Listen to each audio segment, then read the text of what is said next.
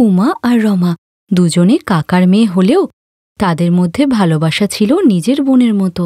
আর বিয়ের পর দুই বোন দুই যা হয়ে যায়, কিন্তু তাদের সম্পর্কের কোনো অবনতি হয় না, যার কারণে তাদের শাশুড়ি শোভা খুব খুশি ছিলেন। তোমাদের দুজনের মধ্যে এমন ভালোবাসা দেখে সবাই খুব প্রশংসা করে। এখন তোমরা দুজনে দুই যা, কিন্তু তারপরেও কি সুন্দর করে সম্পর্কটা আগলিয়ে রেখেছ, এটা দেখে আমি খুব খুশি। থ্যাংক ইউ মা, আপনি আমাদেরকে আশীর্বাদ করুন, আমাদের ভালোবাসা যেন এমনই থাকে।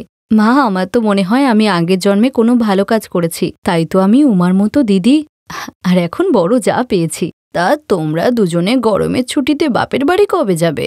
মা, রাজু, শালু, রিয়া, কার্তিক ওরা সবাই টিউশন থেকে ফিরুক, তারপরে যাব। ঠিক আছে, খুব মজা করো তোমরা। হ্যাঁ। আর সন্ধ্যাবেলাতে উমা আর রমা বাচ্চাদের নিয়ে বাপের বাড়ি চলে যায়। আর একদিন বিকালে তারা যখন বাজারে গিয়েছিল, দিদা, আমি ম্যাঙ্গো শেক খাবো। দিদা, আমি চকলেট শেক খাবো। উমা, একটা কাজ কর, বাচ্চাদের এখান থেকে ম্যাঙ্গো শেক খাওয়া। ঠিক আছে মা, 4 জনের জন্য নিয়ে নিচ্ছি।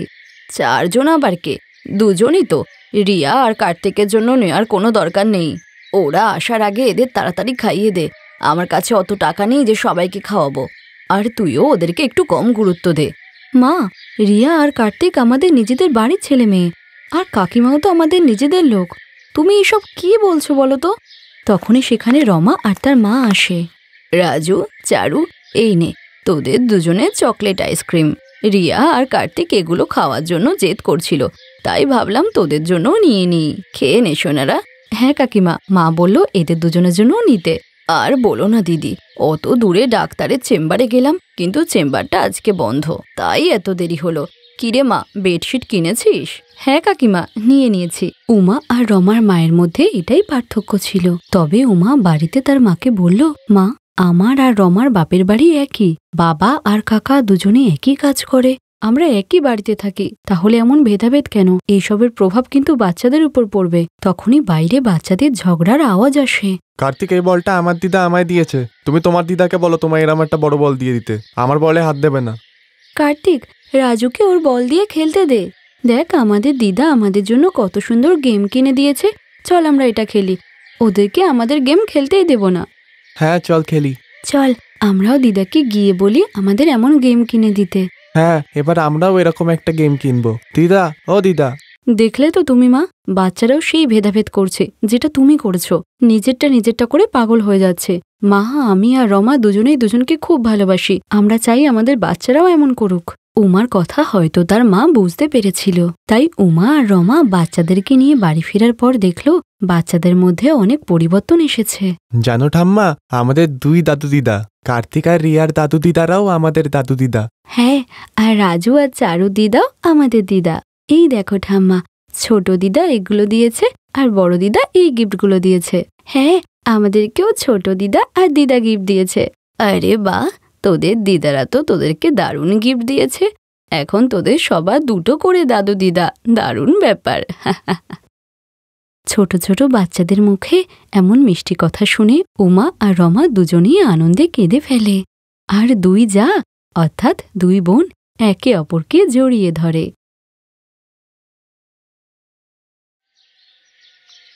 ওই প্রিয়াঙ্কা, একটু হেল্প কর না রে। তুই তো জানিস এই অ্যাসাইনমেন্টটা আমার জন্য কত ইম্পর্টেন্ট।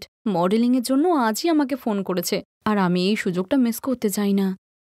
নতুন বৌমা তার বেস্ট ফ্রেন্ড প্রিয়াঙ্কাকে তার কথা মানার জন্য রাজি করাচ্ছিল, কিন্তু সাথী এ ব্যাপারে কেউ জানতে পারলে কি হবে? কেউ কিচ্ছু জানতে পারবে না, ওরা এখনো পর্যন্ত আমার মুখই দেখেনি। আমাদের এখানের এটাই নিয়ম, বিয়ে হয়ে শ্বশুরবাড়ি না যাওয়া পর্যন্ত বৌমার মুখ দেখে না এরা।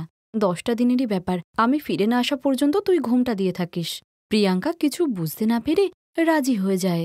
সাথী প্রিয়াঙ্কাকে তার বিয়ের লেহেঙ্গা পরিয়ে দিয়ে লম্বা ঘোমটা টেনে সাথীর মুখ ঢেকে দিয়ে জানলা দিয়ে সে পালিয়ে যায়। এরপর প্রিয়াঙ্কা বিয়ে করে নিখিলের সঙ্গে তার বাড়িতে আসে, আর কেউই এটা জানত না যে এই ঘোমটার আড়ালে সাথী নয়, বরং প্রিয়াঙ্কা আছে। আর বিয়ের পর নিখিল প্রিয়াঙ্কাকে বলে, আরে এখন কি তুমি ঘরের মধ্যেও ঘোমটা দিয়ে রাখবে নাকি? তোমার রূপের কত প্রশংসাই না শুনলাম, একটু তো দেখতে দাও। আসলে আমি মানত করেছিলাম যে বিয়ের বেশ কিছুদিন পর পর্যন্ত আমি নিজের মুখ কাউকে দেখাবো না। আপনার কোনো সমস্যা নেই তো এ ব্যাপারে? না না, আমি তোমায় কোনো জিনিসের জন্যই ফোর্স করব না। পরের দিন নিখিল সবাইকে প্রিয়াঙ্কার মানদের ব্যাপারে জানালে নিখিলের মা কমলা বলে, কিন্তু বৌমা, এই ঘোমটা মাথায় দিয়ে তুমি রান্না কেমন করে করবে? দেখতে তো পাচ্ছ না কিছুই। আপনি চিন্তা করবেন না মা, আমি রান্না করে নেব, আমার কোনো সমস্যা হবে না। ঠিক আছে, যেটা ভালো বোঝো করো, কিন্তু আমি এখনই বলে দিচ্ছি, রান্নার স্বাদ যেন ভালো হয়, বুঝেছ? ঘোমটা মাথায় দিয়ে রান্না করতে প্রিয়াঙ্কার সত্যিই সমস্যা হচ্ছিল। সে যখন ঘোমটা মাথায় দিয়ে মশলা খুঁজছিল তখনই নিখিল রান্নাঘরে আসে। আচ্ছা দাঁড়াও, ব্যস্ত হবে না, আমি তোমাকে মশলাগুলো খুঁজে দিচ্ছি। আর এমনিতেও তো ঘোমটার জন্য কিছুই দেখতে পাচ্ছ না। তুমি চিন্তা করো না কোনো। আরে এতে চিন্তা করারই বা কি আছে? আমরা দুজন তো স্বামী স্ত্রী, একে অপরের পাশে তো দাঁড়াতেই হবে, তাই না? এরপর নিখিল প্রিয়াঙ্কাকে সাহায্য করলে প্রিয়াঙ্কার রান্না সকলের খুব ভালো লাগে। ঘোমটা মাথায় দিয়েও তুমি খুব সুন্দর রান্না করেছো বৌমা, কিন্তু তুমি কবে তোমার ঘোমটাটা খুলবে? তোমার মানদের চক্করে তো তোমার মুখটাই দেখতে পেলাম না আমরা। আর কিছুদিন অপেক্ষা করুন মা, তারপর আপনার বৌমা চলে আসবে। চলে আসবে মানে? আমি বলতে চাইছিলাম যে এই ঘোমটা থেকে বাইরে চলে আসবে। আচ্ছা আচ্ছা, নিখিল তুইও খেয়ে নে। তোমরা সবাই খেয়ে নাও মা, আমি ওর সাথে পরেই খেয়ে নেব। সকলের খাওয়া হয়ে গেলে নিখিল প্রিয়াঙ্কা আর তার খাবারটা একই প্লেটে রাখে আর তাকে খাইয়েও দেয়। এই নাও, আমি তোমায় খাইয়ে দিচ্ছি, কারণ ঘোমটার জন্য তো তুমি কিছুই দেখতে পাচ্ছ না। নিখিলের এত যত্ন দেখে প্রিয়াঙ্কা নিখিলকে পছন্দ করতে লাগলো, কিন্তু সে এটা জানতো যে নিখিল আর এই শ্বশুরবাড়ি কখনোই তার হবে না, কেননা 10 দিন বাদেই এই বাড়ির আসল বৌমা অর্থাৎ সাথী ফিরে আসবে।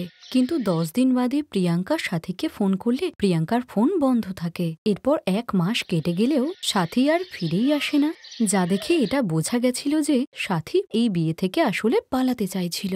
এটা তুই ঠিক করলি না রে সাথী, তুই নিজেও জানিস না যে কত ভালো জীবনসঙ্গী তুই হারিয়ে ফেললি। এখন আমি কি করব? আমি নিখিলকে একা ছাড়তে পারবো না, ও খুবই ভালো। এরপর প্রিয়াঙ্কা একটা বড় সিদ্ধান্ত নেয় আর সে তার মুখ থেকে ঘোমটা তুলে দিয়ে নিখিলের বউ হয়েই এই বাড়িতে থাকতে লাগলো।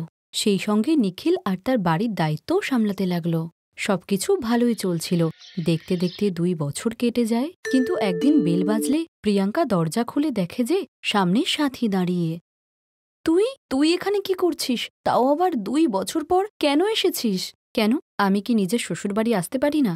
আমি তোর সব প্রশ্নের উত্তর দেব, আগে ভিতরে তো যাই। প্রিয়াঙ্কা তাকে ভিতরে নিয়ে যায়। এবার বল, 2 বছর পর কেন এসেছিস সেখানে? তোকে যে এত ফোন করলাম কোনো উত্তর দিসনি, এখন কি নিতে এসেছিস সেখানে? সত্যি তো এটাই যে আমি এই বিয়েটা থেকে পালাতে চাইছিলাম, তাই তো শেষ মুহূর্তে তোকে বউ বানিয়ে দিয়ে আমি পালিয়ে গেছিলাম আর তোকে ফাঁসিয়ে দিয়েছিলাম। আমি তো ভেবেছিলাম 10 দিন বাদে তুই সবাইকে সত্যি বলে এখান থেকে চলে যাবি, কিন্তু মনে হচ্ছে পয়সার লোভে তুই থেকে গেছিস। যদিও আমার এখানে থাকার কোনো ইচ্ছা নেই, আমি তো শুধু 20 লক্ষ টাকা চাই, তারপর চলে যাব। কিন্তু এত টাকা আমি কোথায় পাবো? 3 দিন পরেই আমার টাকাটা চাই, না পেলে আমি সবাইকে সত্যিটা বলে দেব। এরপর সাথী প্রিয়াঙ্কার বান্ধবী হয়ে এই বাড়িতেই থাকে। আর 3 দিন কেটে যাওয়ার পরে প্রিয়াঙ্কা খুবই ভয়ে ভয়ে ছিল। তখনই প্রিয়াঙ্কার শাশুড়ি তাকে বলে, এ ভগবান, আমার লকার থেকে 20 লক্ষ টাকা চুরি হয়ে গেছে। নিখিল, তুই এক্ষুনি সবার ঘরে তল্লাশি চালা।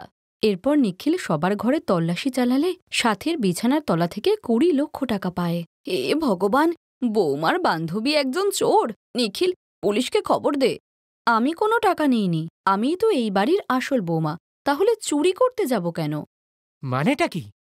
মানে আমি বলছি, বিয়ে হওয়ার পরেই সাথী তোকে ছেড়ে চলে গেছিল, আর ও প্রিয়াঙ্কাকে ইমোশনালি ব্ল্যাকমেল করে এখানে পাঠিয়েছিল, আর আজ টাকার লোভে এখানে চলে এসেছে। কিন্তু সত্যি বলবো, এটা আমি আগে থেকেই জানতাম। সেদিন রাতেই আমি তোমাদের দুজনের কথা শুনতে পেয়েছিলাম, কিন্তু আজ আমি খুশি আছি অনেক, কারণ তোর মতো মেয়ে আমার বাড়ির বৌমা হয়ে আসেনি। এখন প্রিয়াঙ্কাই আমাদের বৌমা। এখন যাবি না পুলিশ ডাকবো? না না, আমি চলে যাচ্ছি, আর কখনো এখানে আসবো না, দয়া করে পুলিশকে ডাকবেন না। এরপর সাথী সেখান থেকে সারা জীবনের মতো চলে যায়, আর প্রিয়াঙ্কা তার শাশুড়ি আর বরের সঙ্গে সুখী থাকে। Thanks for watching.